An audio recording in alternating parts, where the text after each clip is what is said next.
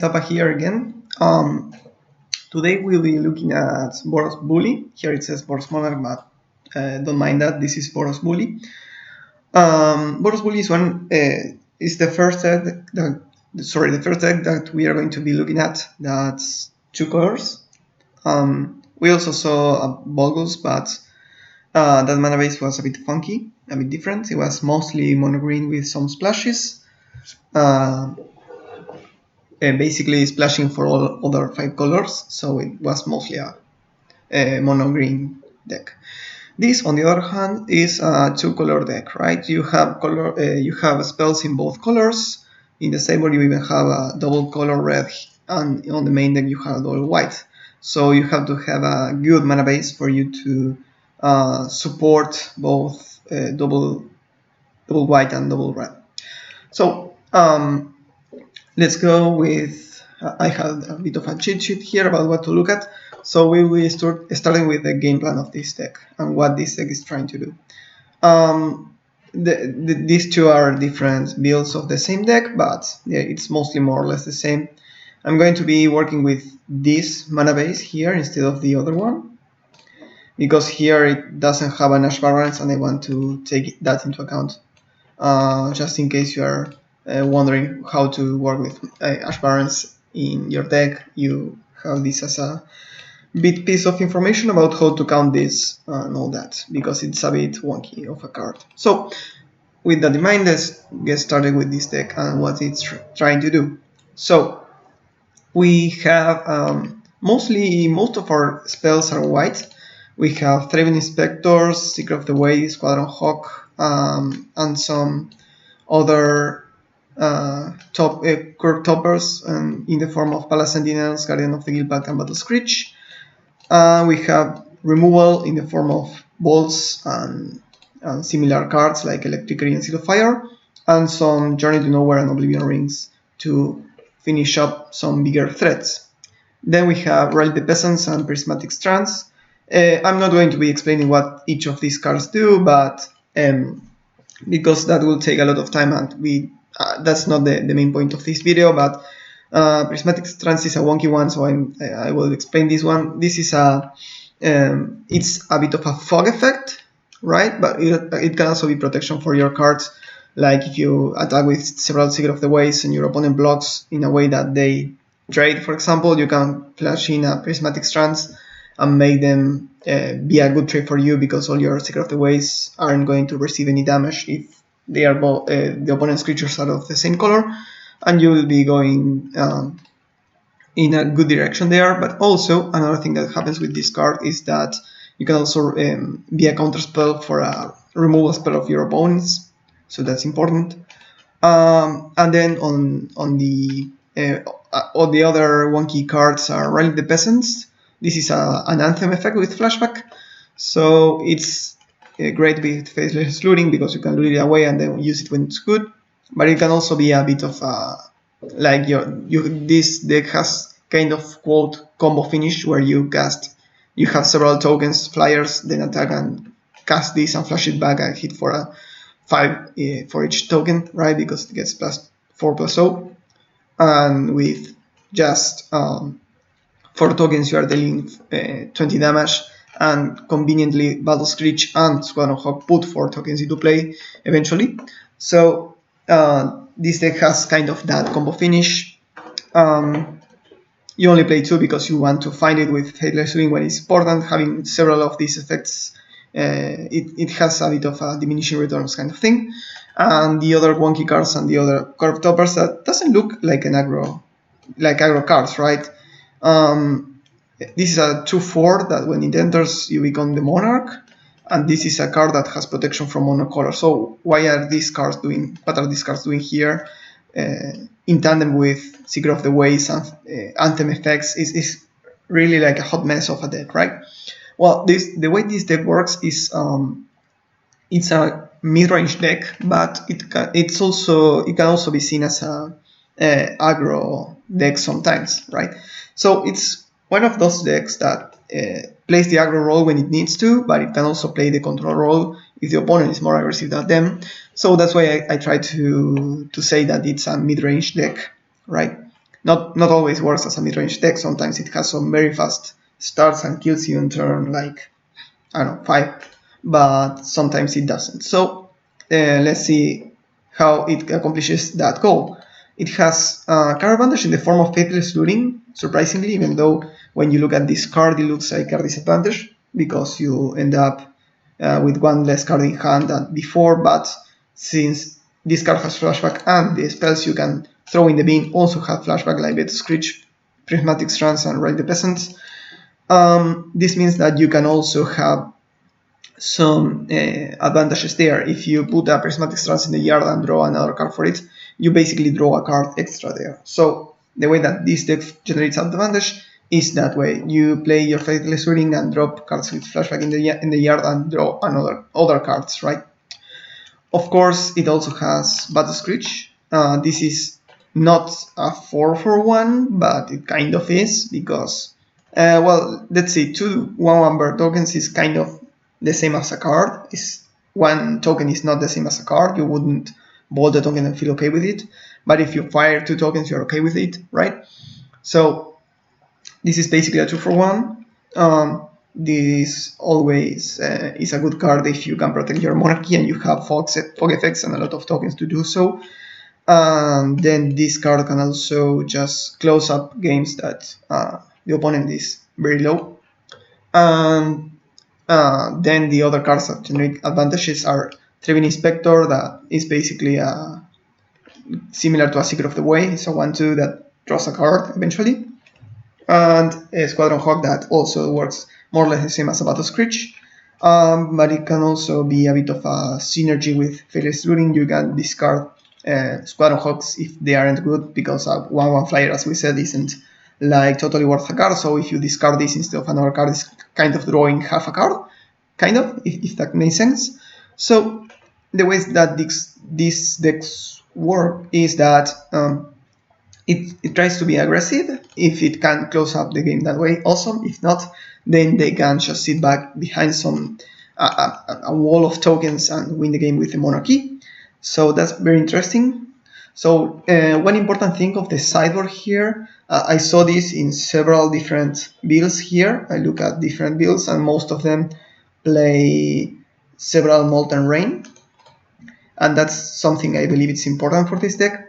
Molten Rain basically is kind of can be seen as a transformational saber sometimes. If you bring 4 of these in and remove, I don't know, 4 fog effects, right? Versus, for example, Tron. You're basically a Ponza deck, right? You have a lot of land destruction spells. So what you can do is try to pressure the opponent with Secret of the Ways and some tokens and all that, while you blow up their lands. So when you look at decks, you have to look at the whole picture, right? Not only at the main deck. Also, the saber is very important to understand what's the role of the deck, what the role of the deck is versus all matchups, right? If you have 4 Molten Rays in the saber, that means something. That means that this deck is trying to play some very specific, in some very specific ways versus some matchups, right? So yeah, that's more or less the game plan. Then the curve. So the curve here is very interesting. You have, let's see, let's just remove spells that are, let's say, reactive. So these spells are reactive. You won't cast a Lightning Bolt on turn 1, but you could cast a Seal of Fire on turn 1 if you don't have anything else to do. You're not happy with it, but you can do it. Then on the turn 2, the same thing. Here, these all spells, all of them are reactive. And then you have these spells that are proactive. So this is our curve. It's really wonky, right? Well, the important thing about this is that Faithless Looting also counts as a 3-mana spell because it has flashback. Treven Inspector also puts a clue, so it means that it can use that mana in the rest of the turns if it doesn't have anything else to do. Squadron Hawk always gives you some way of using the mana. And also all these removal spells, you have to use them eventually, right? So what I'm trying to do here, or what I'm trying to say here, is that the way this deck uses its mana is not by curving out, actually. It's by having several ways of using spare mana, right? Mana sinks in the form of Treven Inspector, the flashback of Faithless Looting, which is in this deck is almost always good to cast it. And Squad of Hulchus, again, casting a 1/1 isn't something great, but if you don't have anything else to do, you are okay with that. And it's better to cast a 1/1 than not casting anything and passing the turn because you have like all reactive spells or something. So the curve of this deck is interesting because it's trying to reach 4 mana, right? And another important thing for our mana purposes is that it also has double costed red card and a double costed white card. So even though you can like discard Battle Screech and flash it back with Faithless Looting, for example, you can also cast it in the turn 4 and put a lot of tokens. Some of them tap, but you can put a lot of tokens. And that's a very strong turn 4, right? So that's more or less the curve here. So this is a mid-range deck that curves out at 4 mana, right? We don't need anything more than that. We already saw, for example, Mono Black Control that had even 5 drops and even some 7 drops in the form of flashback spells. Here we don't. We reach 4 mana and we are done. But the important thing is that since most of our spells are very cheap, what we can do is if we have multiple mana, we can play 2 threats in a turn, right?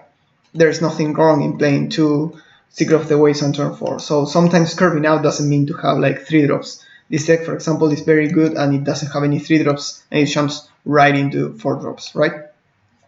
So yeah, that's something important for this deck and to understand about Magic is that your curve doesn't really need to be like look like a curve to be a good curve. This deck has a great curve. If you play versus it, you're going to notice it that it always has something to do with their mana and it even uses the mana very efficiently. So with that in mind, let's go into some calculations, shall we? So yeah, to cover Manabases, in Pauper we have several different types of lands. So we are going to look a bit of that. So the first kind of land we have in Pauper are Evolving Wilds kind of effects. Oh, I have everything. How do I do that? Yeah. So we have several effects like Evolving Wilds. We have Evolving Wilds and Terramorphic Expanse. These are called fetch lands or fetches for Pauper. If you say fetch lands in any random MTG situation, they aren't going to be thinking about Evolving Wilds. But when we say Evolving Wilds or fetch lands or fetches, we are referring to Evolving Wilds or Terramorphic Expanse, which does exactly the same thing. So these cards fetch for any color, but it only fixes for one color, right? This is basically the same as a tap land. The other lands we have are tap lands, like Windscar Crag, that gain a life when it enters the battlefield.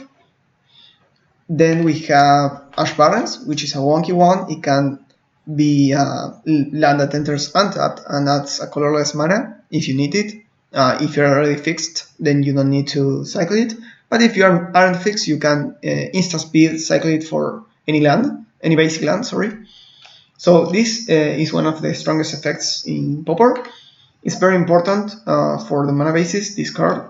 It even uses being instant speed, the basic land cycling makes it better than Evolving Wilds sometimes, because you can like play a mountain, pass the turn, and leave Lightning Bolt open, and if your opponent doesn't play anything, you can just cycle your Ash Barrens. So yeah, so we have all of that, and we also have the Thriving Lands. So Thriving Lands are similar to this, but when it enters the battlefield, it enters tapped, and when it enters the battlefield, you choose a color other than, for example, white in this case, and it adds 1 mana of those 2 colors of the color that Thriving Land is, and 1 of the other colors. So you could replace, for example, 4 Windscar Crag with 4 Thriving Heath, and it will work the same, but you wouldn't be gaining life. But if you are a 3-color deck, or if you are splashing something, then these are almost strictly better than any tap lands. And then the last one, that is another funky one, is these kind of effects are called bouncelands or Karoo lands. You can also look at see them as that. So this enter tab, when it enters vertically, you return a land you control to your hand. It doesn't need to be an untapped land, so that's good. And it adds 2 mana. So this card is actually card advantage, right? Because this represents 2 lands. And we are going to be looking at here at the power of the Karus and why they are so good. So yeah, so that's the options that we have. So in this deck, we choose to use 4 of the gain lands and 4 of the bounce lands. But you can also be working, for example, with 4 evolving wilds instead of this, if you wanted to.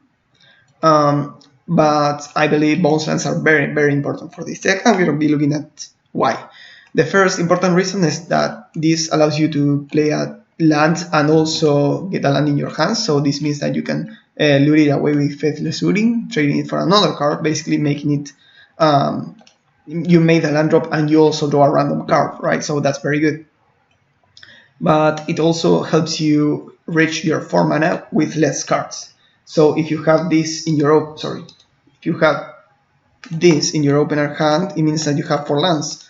So if you have some 4 drops and other cards, it means that you can cost everything even though you only have 3 lands. And what's most important than everything, this also fixes for both colors. So that's very, very good. So this also helps with value lands, right? You can bounce a crag and cast it again, play it again, so you gain another life.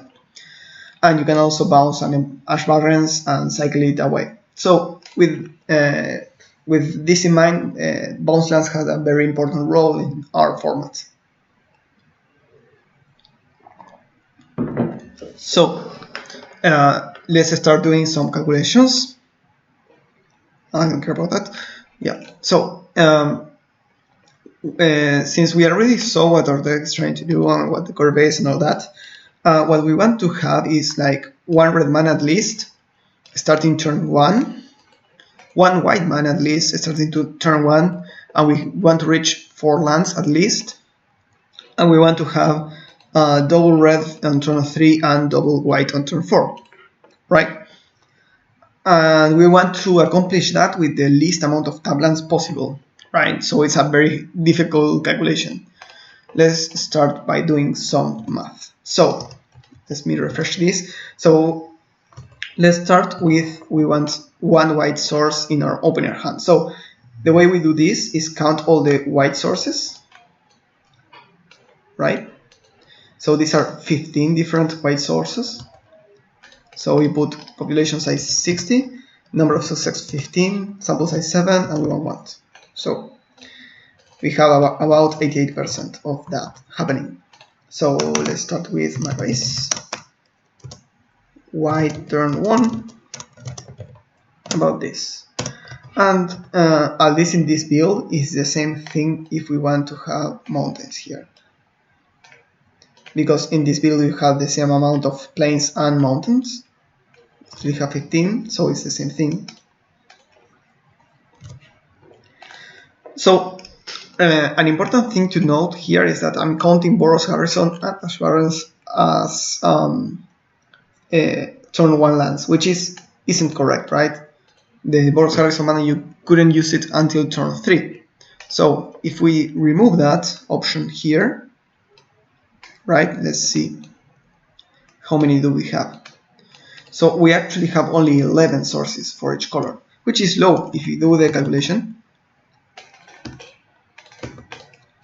You're going to see that it still is pretty high, 77%, right? This is correct, yeah. So we still have some chances of playing like a turn 2 Thraben Inspector with tap lands, but it's not what this deck is about. It's trying to do. This is also, as we said, a mid-range deck, so it tries to play some value. So the way this deck works mostly is that you decide whether to play a tap land on turn 1 and skip like playing the Thraben Inspector on turn 1 to play a turn 2 Secret of the Way, for example, or you decide to play a Thraben Inspector on 1 and skip your 2-drop, for example. So this messes up the curve, having tap lands, so the payoff better be good, right? So when you play a 2-color deck, you have that kind of compromise to do, right? You can play like all on tap lands because the mana wouldn't work, but you can't also just play a lot of tap lands and be an aggressive deck. So this deck, right, tries to maximize the amount of untapped sources.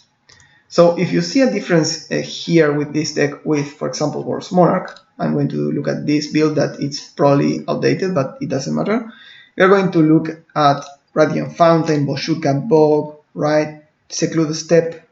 So it has way more tap lands than the other build. Why? Because this deck in particular is way more grindy. Isn't an aggressive deck. It can play some aggressive games, but it isn't an aggressive deck itself, right? This is a poor mid-range deck. So let's look again at this one. This one really has a lot of untapped sources. And if you even go so far to look at other builds, you are going to see that other decks just play like 7 planes instead of an Ash Barrens to be even better at that front. So I believe this deck can work in this way. It's a bit better even. So with this in mind, this means that you need to take that into account. But Boros Garrison and Ash Barrens doesn't work, and also on a lesser amount, Windscar Crack doesn't work on turn 1 because they are tap lands. Boros Garrisons start working up starting turn 3. But again, we don't also have any problems with casting turn 3 Driving Inspector. As we said, we can use our mana very efficiently. So, if we want to look at, for example, what are the odds of we casting a turn 1 Driving Inspector, you can also only do so with planes. So you should remove all of this and just count 6. But this isn't a very useful kind of approach. As we said, we are not worried about casting turn 1 Driving Inspector, in this deck in particular. So we aren't going to be doing that. What we are going to look at is if we can cast our spells eventually. So let's continue with 2 drops, right? What are the odds of we having 2 untapped sources on turn 2? So for that you would need at least one of these Ash Barrens Works 2,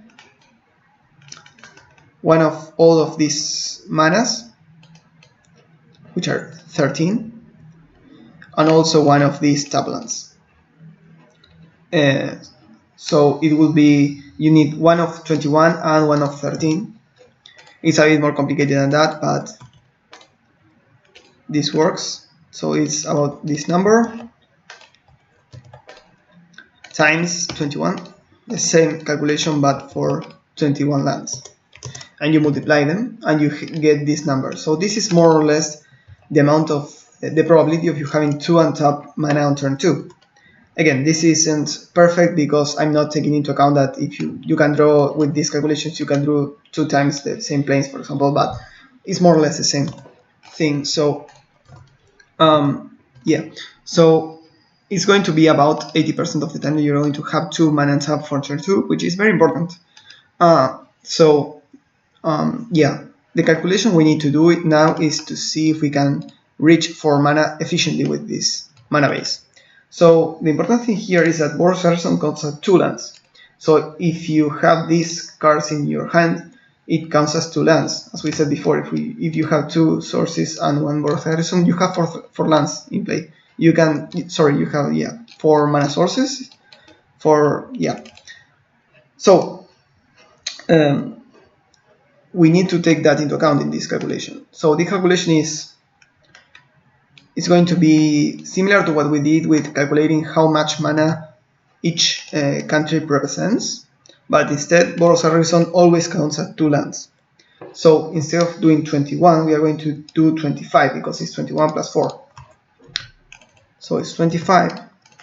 We want to reach turn 4, which is 7, 8, 9, 10, and we want to have 4 lands. So it's about this number without taking into account cantrips.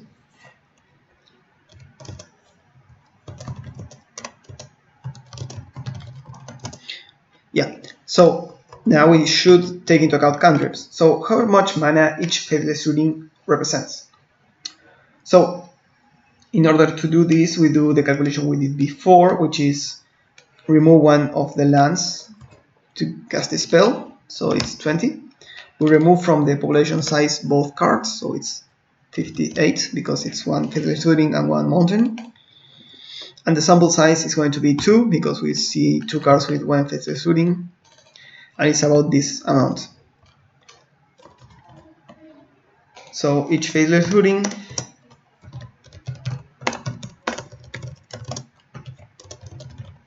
is about this number of lands.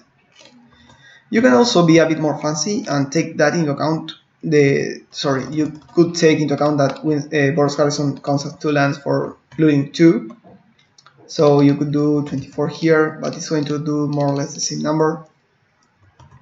I prefer to be a bit more conservative with this calculation. I'm going to say that 4 times this is equal to 2. Right? We are taking as half a land each looting.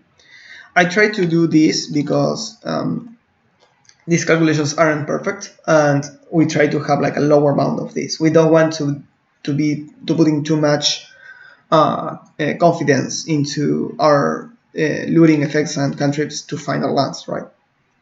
So 2 sources of mana, the 4 lootings. So this means that in total we had 25 with the garrisons plus 2 for the lootings is 27. Same calculation here, and now we reach some very high amount, right?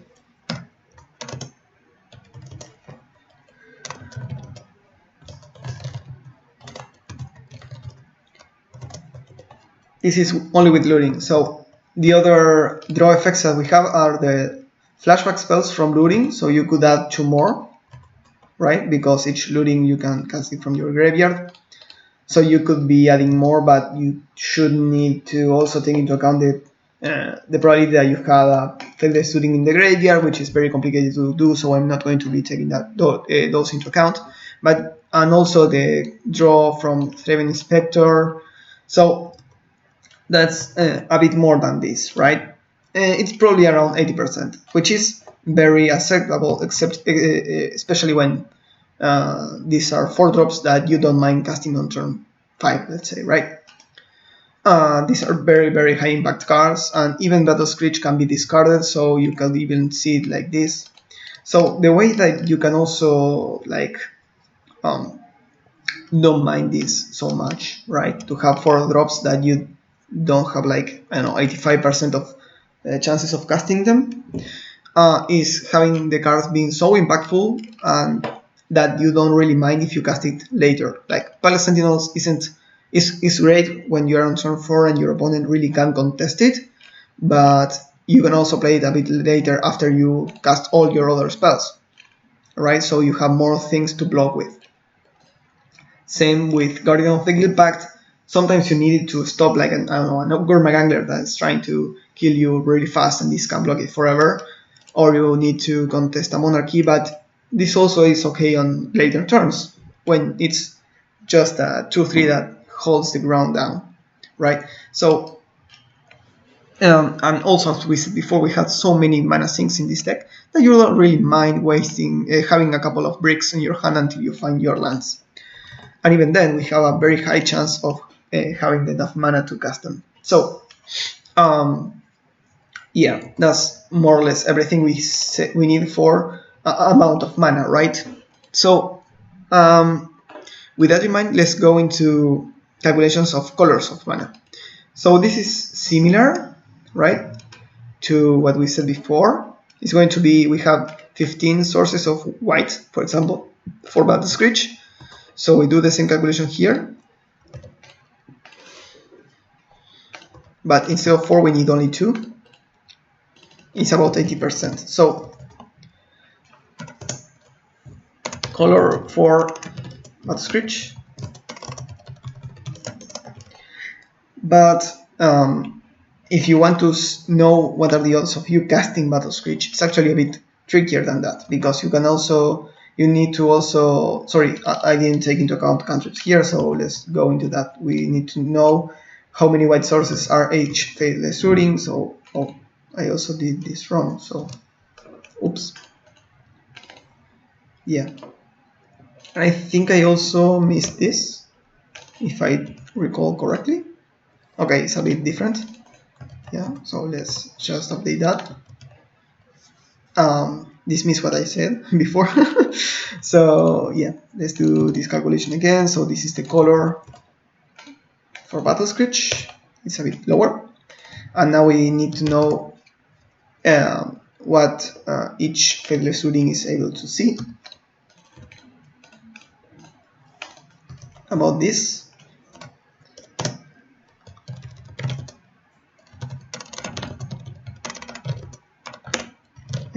I can write today. So this is more or less how many white sources each looting sees. Again, we can.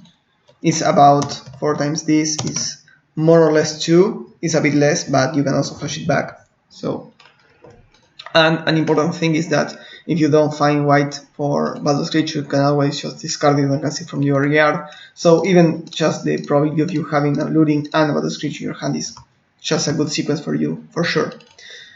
So let's do the calculations again with instead of 15, 17.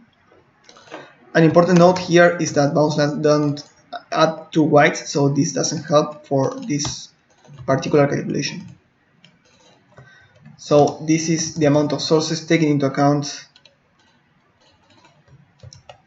the lootings. So when you want to cast battle screech, you need 4 mana and 2 white colors. So it's actually this multiplied by the other calculation we already did. This times with cantrips here, yeah, times this, and it's going to be a bit lower than, okay. So this is interesting, right?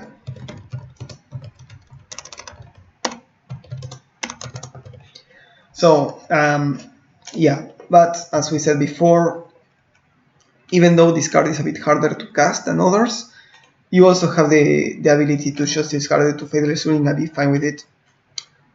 So that's very good news for you. What else could we see? Oh yeah, the Molten Rain. Molten Rain is similar to Battle Screech, but we have one less look. The amount of mana sources is more or less the same. Let's look at that here. So it's going to be 17. Okay, so Faithless Looting actually differs the amount of mountains that it represents and the amount of mana, white mana. I don't think it's going to be a lot different because instead of 15 we have 14 here. It's going to be more or less the same. 42 instead of 45 is not going to change our calculations. So let's just do 17 sources of red. And we want to, for turn 3, we want to see 2. So this is the color for Molten Rain, right?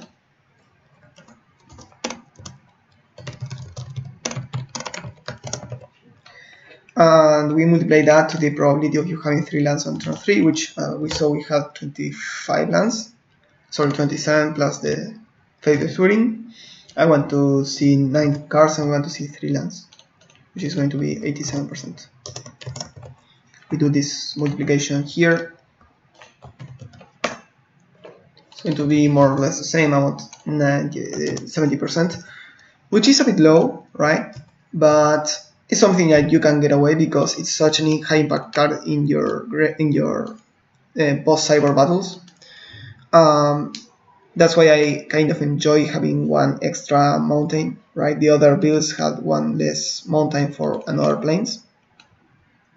So you basically have less probability of you casting your Molten Rains on turn 3 most of the time. So yeah. With that said, yeah, Molten Rain is different than other cards. For example, Palasentinas, as we said before, we can cast it on turn 5 or 6. We don't mind. Molten Rain, on the other hand, is more of a tempo card, right? It's very, very tempo heavy card.